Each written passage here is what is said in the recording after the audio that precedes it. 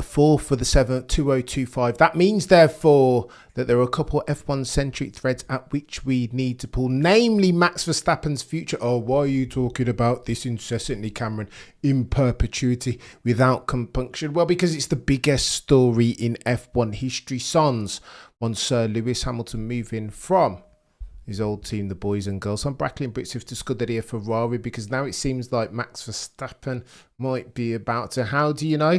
Well, because all F1 journos are created equal, but some are created more equal than others. Andrew Benson is one of the go-toest ones, more intrinsically connected, more in the know than most. And on the Checkered Flag podcast, link will be in the description. They went back and forth. It was Harry Benjamin, it was Andrew Benson, talking about the possibility, the probability even, that Maximilian Verstappen will go to Mercedes within the next couple of years. Let's listen to it. Roll the first clip, Cameron, where they talk about potential stumbling blocks, tropiezos, hurdles over which Team Verstappen will need to overcome if indeed they're to make this happen. Roll the clip. We're at each other's throat, and it's hard to find a way where Max Verstappen can go into a Mercedes garage and sign on the dotted line to work for Toto Wolff. Well, look, Max Verstappen's regarded as the best driver in the world, and Russell's out of contract at the end of the year, so why wouldn't Toto Wolff be exploring whether he could get Verstappen to drive for him? Those talks are going on. As I understand it, Verstappen hasn't decided whether he wants to leave Red Bull yet, and he's going to decide that at some point in the next few weeks. Then, of course, there's the question of, can Mercedes and the Verstappen camp come to an agreement? Because there's all sorts of potential issues there, starting with his salary, which is something like $75 million at Red Bull. Can a company like Mercedes justify paying that to a racing driver? Then there's all sorts of issues as well around, status within the team, what Max Verstappen is like as a character, and do Mercedes want that as part of their company? And it seems that Ole Kalenius, the chairman of Daimler, doesn't have a problem with that. All of these questions need to be resolved. Until they are, it's up in the air. But it is a bit unfortunate on Russell, as we're probably going to hear Alex Albon say in a minute in his interview when we get round to that. It's kind of strange that someone can beat a 7-time world champion and still have his job on the line. But this is Formula One, and this is Max Verstappen. So we're all going to be talking about this for a few weeks to come, I think. Well, a little earlier, Jen caught up with Max and asked if there was any truth that he's on his way to Mercedes. Pause it right there. A couple different things that we need to talk about. In the first instance, Andrew Benson says the rubber stamp from the board is a no-brainer. That is Max Verstappen, for some say soon to be 5-time world champion. Of course, if you have the opportunity, you get involved, you invest, you go overweight on Verstappen PLC. Why? Because some say that he's worth anywhere up to 2 to 3 tenths on the rest of the grid. This is a once-in-a-lifetime opportunity to sign the next generational driver, the driver of his era after Sir Lewis, Carl Davidson, Hamilton. That's why you get involved. And critically, the discerning eye amongst you will have heard that Benson says that Ole Kalenius, the board, the chair of the board, Daimler, 33% owner of Mercedes F1, that it shouldn't be a problem for them to green light it, notwithstanding the 75 million plus demand of Team Verstappen as far as Verstappen's annual remuneration. Oh, the humanity.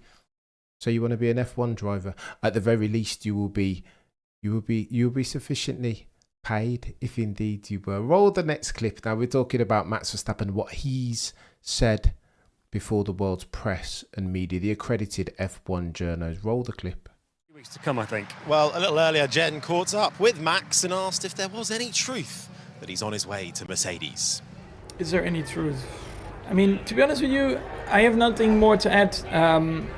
To that, what I said already last week to many people. I have a contract with the team, and we just focus on performance. We want to improve. That's where my worry lays, and that's what we, try to work on. Loyalty is obviously a big thing for you. You've only driven for the Red Bull team. Could you even imagine driving for someone else in this paddock? I I'm going to say no, because if I say yes, then people make up headlines again, and that's not what I want. You know, I always said to the team it would be ideal, and I think they think the same way, is of course to finish off my career here in Formula One with one team. I think that would be something that, would be something amazing, I think. And that's what we are still trying to achieve. Beck. What else do you think Maximilian Verstappen's going to say at this stage?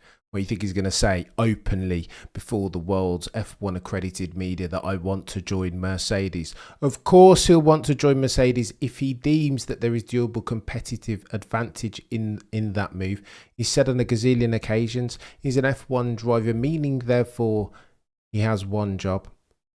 He's only there to win races and therefore championships. What else would he be there for? Maximilian Verstappen, he doesn't go out.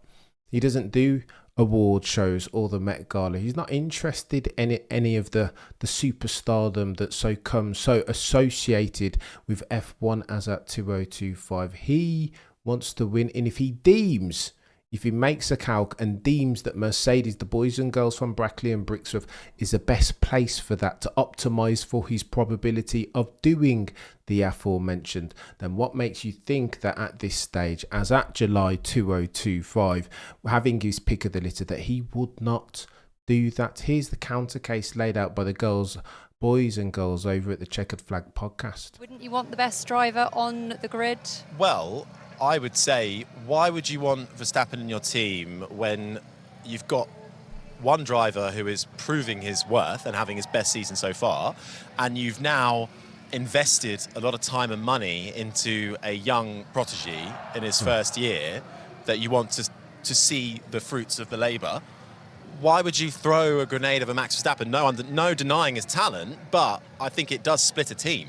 Because he pays you back tenfold when he wins you a championship, even if your car isn't the best on the grid, as he has done before. So I think you would pretty much get rid of most drivers, not all, but I think he would. I don't think any team principal would struggle to put Max Verstappen in their team. Because he's the truth, Harry Benjamin. He's been the difference maker for the longest time. You saw Saudi Arabia, you saw Suzuka. There is no other driver on the grid, let alone in the world, that could do what he's done. He's the difference, the elixir.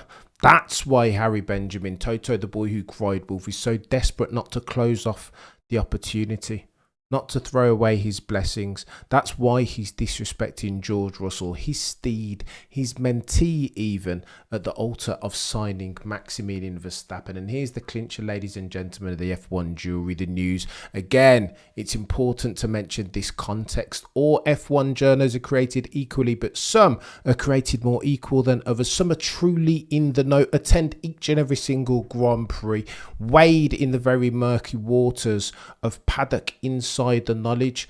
There is one that stands tall amongst those journos, and he has a name. His name is Andrew Benson. To the rumour and speculation that Maximilian Verstappen will at some point in the next 24 months be a Mercedes AMG Petronas driver, to that Andrew Benson says this. Roll the clip.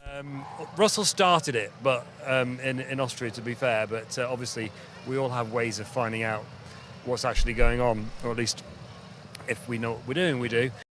We all have ways of finding out exactly what's going on. Andrew Benson starts his soliloquy. Please continue. So it's a similar sort of situation. Best driver in the world, isn't in the best car anymore, wants the best car, and is exploring possibilities of how to make it happen. In 92, it didn't happen for Senna. Prost got into that Williams in 93. But in 94 it did happen. Obviously it had tragic consequences in the end for Senna. But I suspect that sooner or later Verstappen will end up in a Mercedes. Sooner or later, Andrew Benson says, again, one of the GoTS journos, one of the most in the know. He says sooner or later he suspects that Max Verstappen will end up in a Mercedes. Oh, the humanity. What are we doing here? That feels like he's breaking news, kind of. Why? Because it's Andrew Benson. It's not the message as much as the messenger. He's more intricately connected to all these circumstances and goings on than you or me or we. He goes on to say it's a matter of when, not on that clip. And since it's Andrew Benson saying that, you want to take that one to the bank. I think this is going to happen. This is a thing, ladies and gentlemen of the F1 jury. Nothing is signed just yet, but where there's a will, there is a way. And for the avoidance of doubt, mens rea is not a thing here. They've been talking on and off for the past 12 months. Indeed, Toto decided he wasn't going to flirt outside of his relationship. His words, not mine, until Team Verstappen came back to Mercedes, the boys and girls from Brackley and Brixworth, and decided to have a conversation about the future. Ergo, are the windows of opportunity as far as Max driving for the boys and girls from Brackley and Brixworth, are they close? To which Toto, the boy who cried wolf, would have said absolutely flipping not. For the avoidance of doubt, Toto, as we've always said, will drop kick in the chest an Andrea Kimi Antonelli or a George Russell of Kings Lynn Norfolk, if that means that he can get a whiff of the signature of the next generational driver. That generational driver has a name, and his name is Maximilian Verstappen. But I digress.